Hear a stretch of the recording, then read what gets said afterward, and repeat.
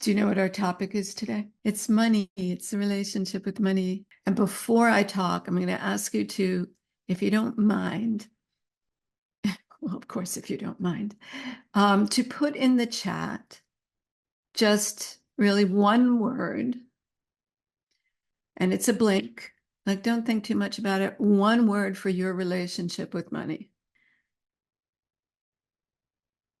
Okay, I don't see any like really like, lovely. I see nobody wrote lovely. Nobody wrote perfect.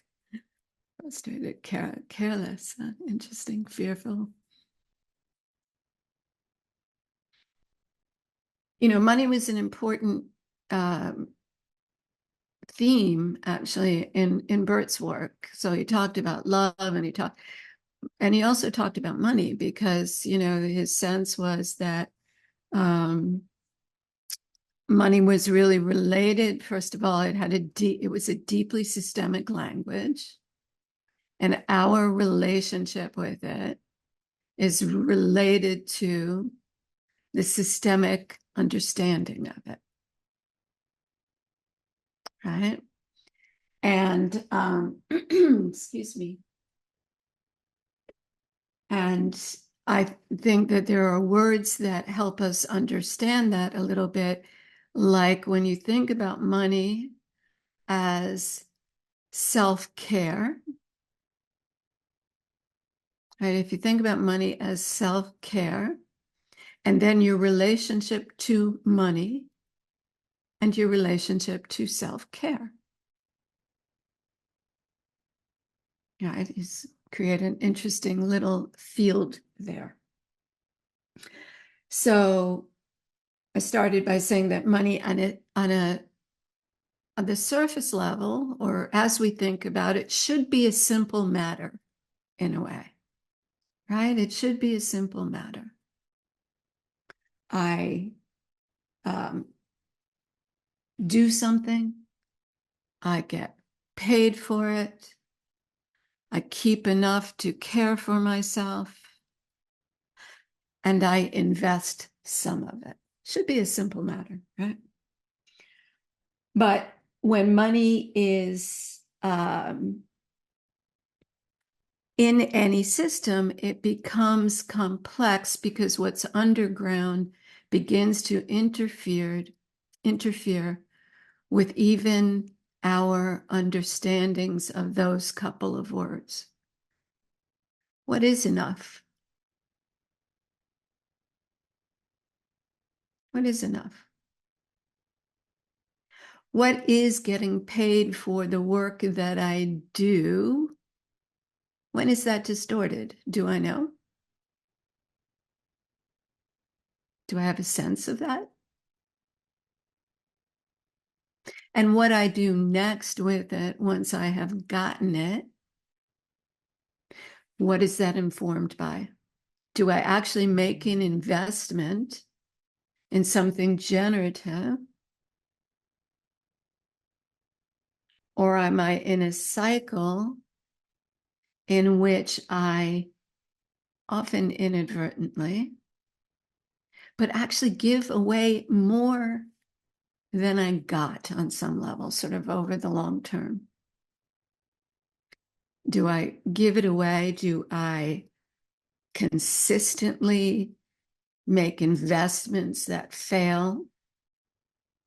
Do I take care of people who are not mine to take care of? Right? Do I bet on things in a magical thinking sort of way? And I don't necessarily mean horses, though sometimes I mean horses, but I mean all kinds of things. Thinking that I will actually get more than I am due, in a sense, right? So it immediately becomes complex when it meets what's underground. And, I've said several times, there's a way in which we are guided by the systemic conscience that we don't feel. We don't understand and we don't feel it. We're making decisions within the realm of the personal conscience while being guided by the systemic conscience. Money is a resource. It's a resource. In its simplest meaning, it's an aspect of our relationship to the world. And again, I contribute, I receive financial acknowledgement, I keep enough to take care of myself, and then I contribute anew. The simplicity of exchange, however, is made complex by the energies running beneath the surface. The three main relationships with money. So as you sit with your client who is running into some sort of trouble, and by the way, asked you if they could take the workshop for half price, right? You're going to know something about the relationship before they come in, right? Tells you that they're bringing 3 friends and they're paying for all 3 of them, right? Immediately, you're going to know something about coming as you come in. We are turned toward with openness and ease. It's not a big one, so it might not, I'll say it again in case it's unfamiliar. We turn toward money with openness and ease.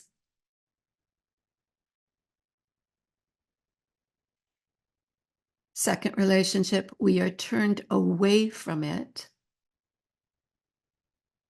and may even build a philosophy around that turning away. I don't believe in it. It's a funny thing to say, because I can assure you that it is here, right? We turn away and then we turn toward. And I would say that's probably the most popular. We turn away, we turn toward, then we turn away again, we turn toward. Right, that's the most popular one. We hate it, we love it, we hate it, we love it. These movements also, so think about this a little bit as you look at your words, tend to mirror our other relationships with the world. Right? With our parents, with some of our important later connections to partners, to work, to God, to our connections with ourselves.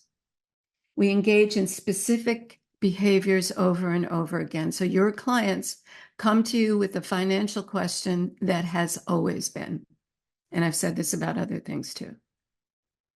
Right? The first time something happens or the only time something happens, they don't tend to come to family constellations. They come because it is something chronic and they're tired usually. Secretly, we fear that money will be taken away, or we hide it because we feel we don't deserve it, or we are ashamed because others, our parents and our ancestors, didn't have it. And these behaviors, which are the opposite of generative, demonstrate a kind of accommodation to a hidden loyalty. This is beneath the ground, beneath with a few things that I saw here: fear, carelessness, right? Some of the few things that I saw. Hidden loyalty, a hidden loyalty, or to the effects of trauma.